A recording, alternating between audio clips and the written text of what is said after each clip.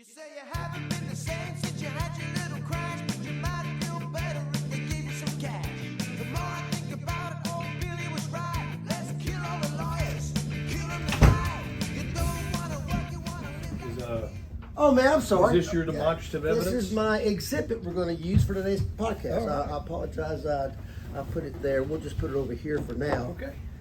And say this is this week's episode of Two Marks and 2 Marks, 1 Mike. And today we're talking about circuit courts. Circuit courts in Tennessee.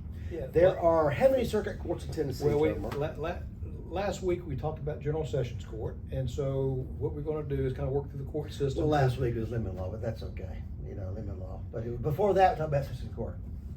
My apologies. We talked about General Sessions Court. Now we're talking about Circuit Court, and then we'll talk down the road about Chancery Court as well. So, so Circuit Court is a court of record. What does that mean, a court of record? Well, a court of record is, there's actual formal pleadings where you actually file a complaint, answers are filed. So it is actually everything that's filed with the court becomes part of the record, in addition to what may be presented at trial. Right.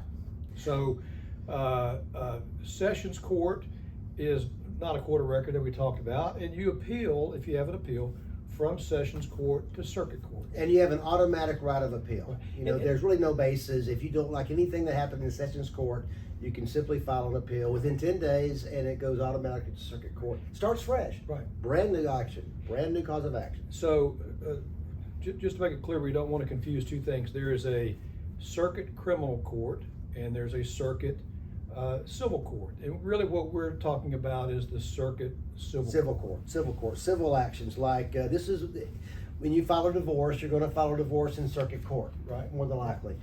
If you want a jury trial to hear your personal injury claim, you're going to file a case in Circuit Court. Right. In Tennessee, there are 31 circuits.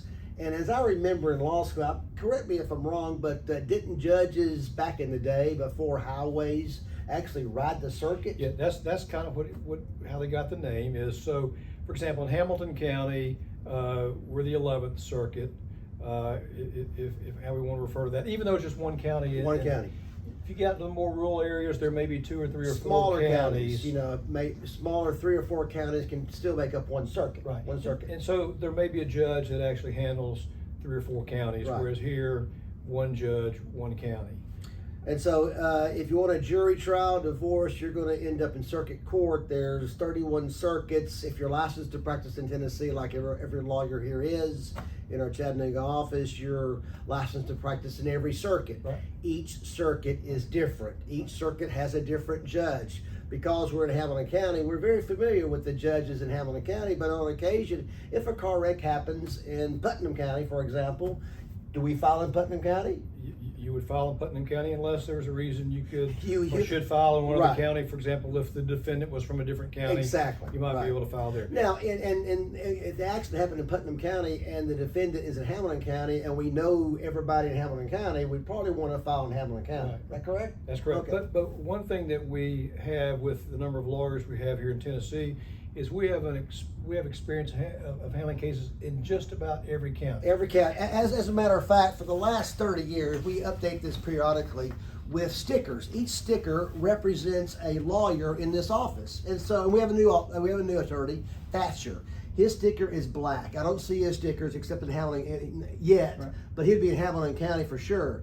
But and he's black because he loves Darth Vader. But these stickers represent a lawyer. So if Thatcher has a case in Putnam County or Hamilton County, he will go. And these are individual pictures of the actual courthouses.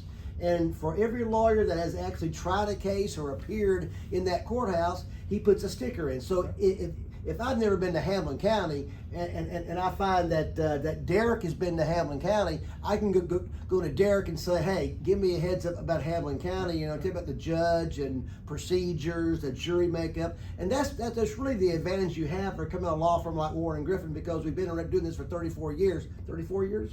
Yeah, exactly. 30. Now, in looking at this, it looks like there's 2 attorneys that haven't been updated yet. Thatcher's one of them, and Fred Clellan the other. I don't think all of his stickers are on here yet because he's been practicing law as long as you and I have, and Right. we know good and well he's appeared in But that's number of counties. That's how we use this as a resource to make sure that we know as much as we can about a certain circuit.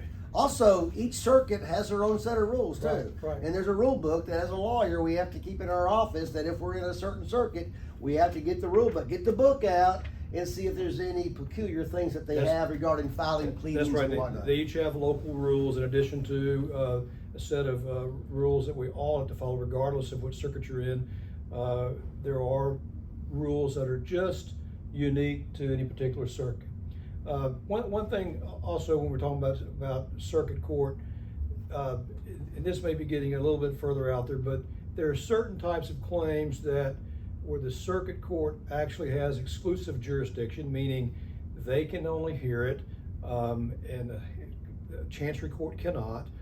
Some cause of action, they have either circuit court or Chancery Court, can hear a matter. Right. And then there's some types of matters that only Chancery Court, can hear. So it's important that you have a lawyer that understands that there's certain causes of action that you can only file in circuit court, certain causes of action that you can only file in Chancery Court, and certain causes of action that you can file in either court. So that's just knowing what causes of action can be filed in which type of court. One last thing about circuit court and jury trials, if you get a jury summons, it is a jury summons. It's not just a piece of junk mail that someone sent to you. I mean, it's a jury summons. It summons you to, if you live in Hamilton County, it summons you to Hamilton County Circuit Court for jury duty service. And they have as a date on jury duty.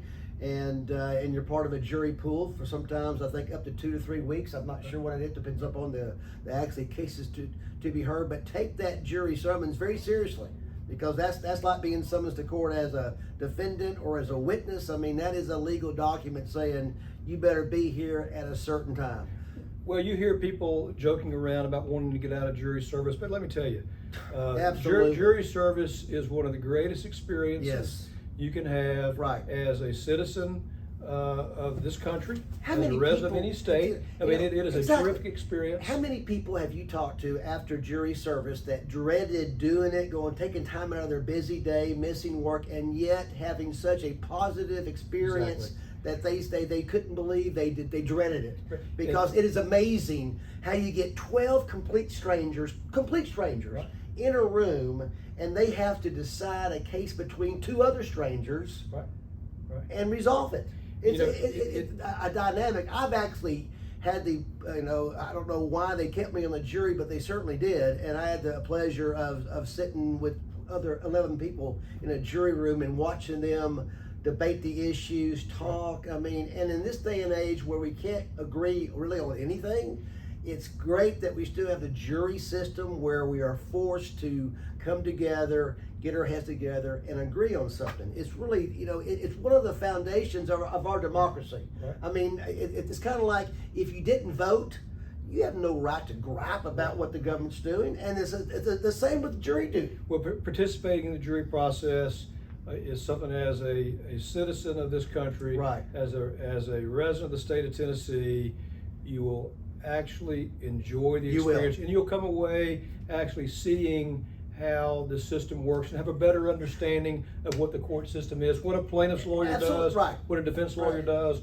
what the judge's position is in a case or his role in a case. I promise. It's really an experience that It you will is. love. And I promise you that once you've served on a jury, you'll be looking forward to getting a jury summons again, because you will actually embrace the opportunity to serve on the jury again. Hey, if you have any questions about circuit court, if you have any questions about Chancery Court, we'll talk about that down the road.